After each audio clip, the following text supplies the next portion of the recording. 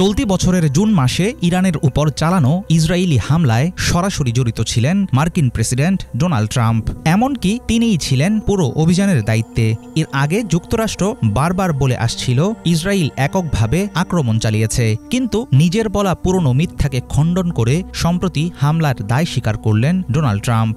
বিশ্ব গণমাধ্যমে প্রকাশিত ট্রাম্পের স্বীকারোক্তি আন্তর্জাতিক রাজনীতিতে সৃষ্টি করেছে নতুন উত্তেজনা। প্রশ্ন উঠেছে, মধ্যপ্রাচ্যে ইরান ইসরায়েলের মধ্যে পূর্ণমাত্রার যুদ্ধ উস্কে দিয়ে কী ফায়দা হাসিল করতে চেয়েছিল আমেরিকা? আঞ্চলিক রাজনীতিতে মার্কিন প্রভাব বৃদ্ধির পদক্ষেপ হিসেবেই কি এমন পায়তারা করেছিলেন ট্রাম্প? গত ৬ নভেম্বর হোয়াইট হাউসে এক সাংবাদিক সম্মেলনে রিপাবলিকানদের সিনেটে ভোটের নিয়ম পরিবর্তনের আহ্বান জানাতে গিয়ে ট্রাম্প হঠাৎ টেনে আনেন ইরান ইসরায়েল যুদ্ধ প্রসঙ্গ। তখনই তিনি দিয়েছেন এমন বিস্ফোরক স্বীকারোক্তি।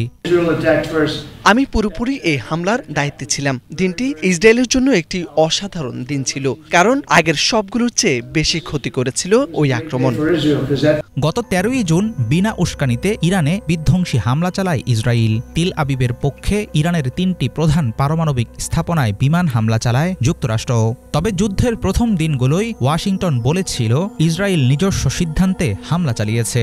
একই সাথে ওই অঞ্চলে অবস্থানরত মার্কিন সেনা ও স্বার্থের উপর প্রতিশোধমূলক হামলা না চালাতে তখন তেহরানকে সতর্কও করেছিল আমেরিকা। মার্কিন পররাষ্ট্রমন্ত্রী মার্কো রুবিও ও অন্যান্য শীর্ষ কর্মকর্তারা জানিয়েছিলেন ইসরায়েলি হামলার সঙ্গে যুক্তরাষ্ট্র জড়িত না।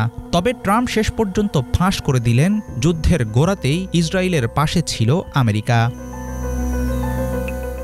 বছরের পর বছর ধরে আন্তর্জাতিক নিষেধাজ্ঞার কবলে রয়েছে ইরান। ২০১৮ সালে তেহরানের সঙ্গে একটি আন্তর্জাতিক পারমাণবিক চুক্তি থেকে সরে আসে যুক্তরাষ্ট্র।